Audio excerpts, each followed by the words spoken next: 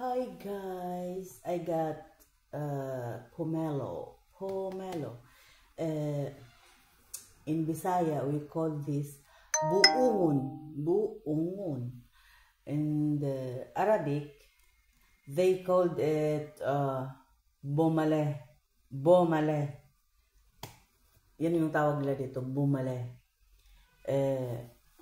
Nakita ko siya kahapon kaya try kong bili. And this is my way to peel it. Sana matamis. Ay, hiwi.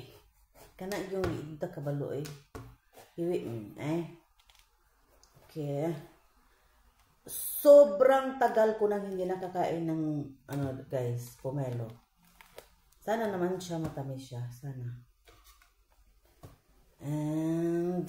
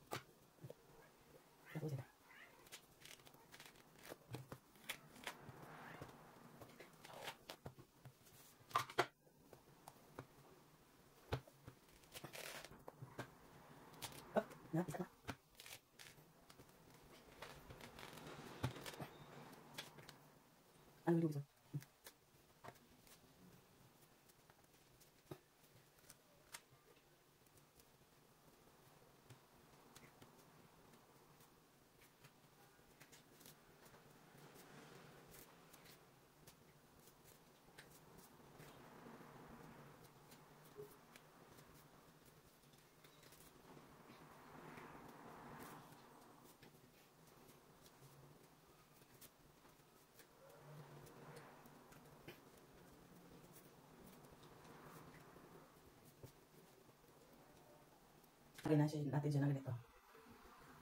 Oh my God.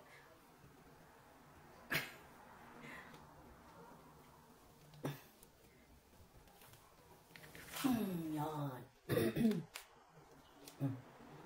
So, tikman natin kung matamis. Uso kasi ngayon dito to. Season siya ng bumali ngayon. Maraming pomelo ngayon. Ayan. Sana matamis. Bismillah.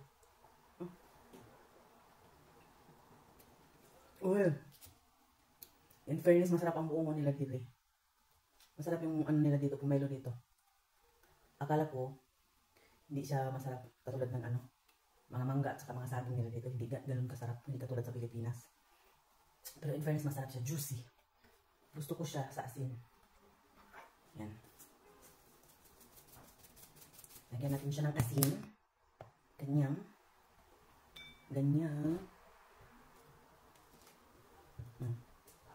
Tapos, kaunting asin. Well, tapos dito, ilagay ko to, ganito gagawin ko. Kasi hindi ko naman to mauubos lahat. So, at saka, hindi ko naman ito maubos lahat, masira lang to. Hindi ko siya babalatan kasi para hindi siya matuyo.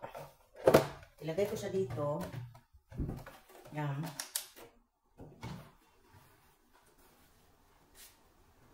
Isa-isahin natin. Ano ba yan? Dapat yung isa-isa. Paano ba ito? Isa-isa dito. Okay. Isang ganyan. Isa-isa siyang ilagay ko dito. Ito. Ilagay ko siya dito kasi bukas dadalhin ko sa salon sa trabaho ko. Para ipatikin ko doon sa mga kasama ko sa trabaho. Diba? Yan. Ay, patubo pala to. Bang laki naman niya. Buo talaga siya. Wala siyang compartment. Pang laki niya. Hindi pala. Ayan. Ayan.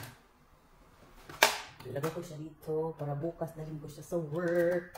Ayan, nailagay ko na dito. So, dali ko ito bukas. At ito, kainin ko.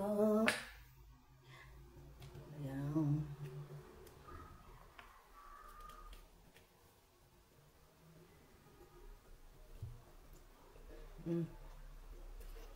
Like sugar on my tongue. Nagtanaw kong Garfield. Nahiya tuloy ako.